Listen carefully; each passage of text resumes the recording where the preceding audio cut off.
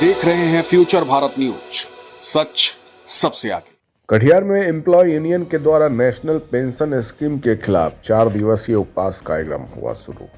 आज employees union द्वारा एक विशाल जुलूस यूनियन प्रांगण कार्यालय से रेलवे स्टेशन एवं रेल क्षेत्र के भ्रमण करते हुए कटिहार मंडल रेल प्रबंधक कार्यालय तक निकला गया और मंडल रेल प्रबंधक प्रांगण में 4 दिवसीय उपवास कार्यक्रम शुरू किया गया। मंडल अध्यक्ष मनीष कुमार ने नेशनल पेंशन स्कीम को एक अभिशाप बताया। उन्होंने बताया कि वर्तमान सरकार के कथनी और करनी में काफी अंतर है कि रेल कर्मचारियों के बुढ़ापे को छीनने का काम वर्तमान सरकार कर रही है। रेल कर्मचारी अपना पूरा जीवन रेल को चलाने और यात्रियों की सेवा करने में लगा देते हैं, परंतु वर्तमान सरकार इसे नजरअंदाज करते हुए नेशनल पेंशन स्कीम सभी नवयुवक रेल कर्मचारियों के ऊपर जबरदस्ती थोपने का काम कर रही है, जिसका कि संगठन पुरजोर विरोध करता है।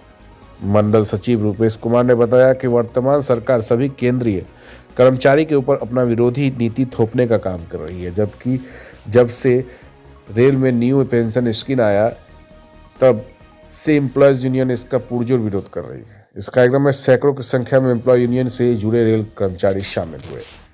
हम लोगों का पूरे एनएफ रेल ही नहीं, पूरे भारतवर्ष में एनएफआईआर के आह्वान पर और पूरे एनएफ रेल एम्प्लॉयज यूनियन के आह्वान पर 4 दिवसीय हम लोगों का जो उपवास का कार्यक्रम है, relay hunger strike, relay hunger fast 4 दिनों का हम लोग करने जा रहे हैं। उसमें आज कटिहार डिवीज़न यहाँ पर धरना स्थल पर बैठी है।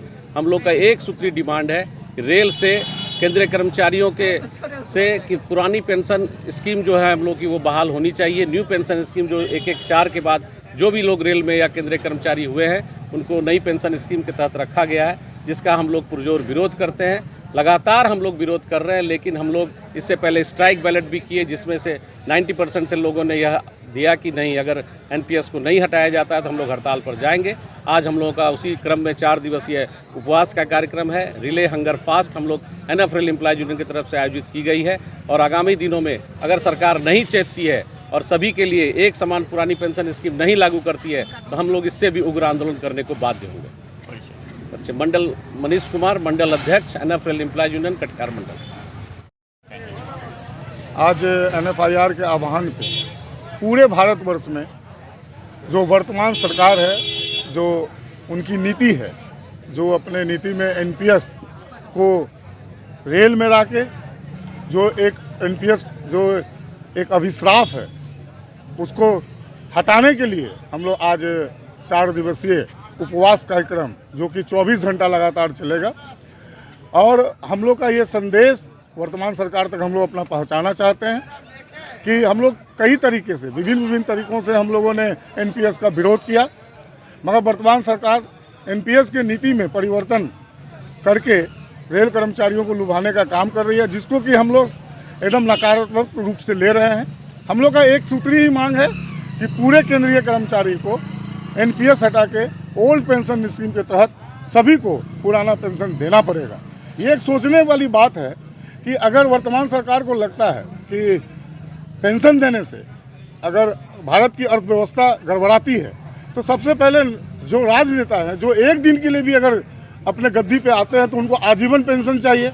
और जो रेल कर्मचारी 60 साल अपना जवानी से लेके सब चीज़ रेल को चलाने में और पैसेंजर को अपना सुविधा देने में गुजार देता है, उसको पेंशन देने में वर्तमान सरकार हिचकिचा रही है। तो हम लोग एक सूत्री मांग हम लोग का यही है कि ओल्ड पेंशन स्कीम जल्द से जल्द रेल के साथ साथ पूरे केंद्रीय कर्मचारी को मिलना चाहिए, ताकि बुढ़ापे का जो सहारा है, जो जीने का सहारा है पेंशन, उसको छीनने का काम जो वर्तमान सरकार कर रहा है उसके विरोध में ये 4 दिवसीय कार्यक्रम हम लोग रखे हैं। अगर एनएफ रेलवे एम्प्लॉयज यूनियन की आवाज़ को अगर और नहीं सुनने का काम अगर वर्तमान सरकार करेगी तो इससे भी जोरदार आंदोलन रेल कर्मचारियों के अधिकारों के लिए एनएफ रेलवे एम्प्लॉयज यूनियन लगातार रूप से करता रहेगा। रूपेश कुमार, मंडल सचिव, एनएफ रेलवे एम्प्लॉयज यूनियन।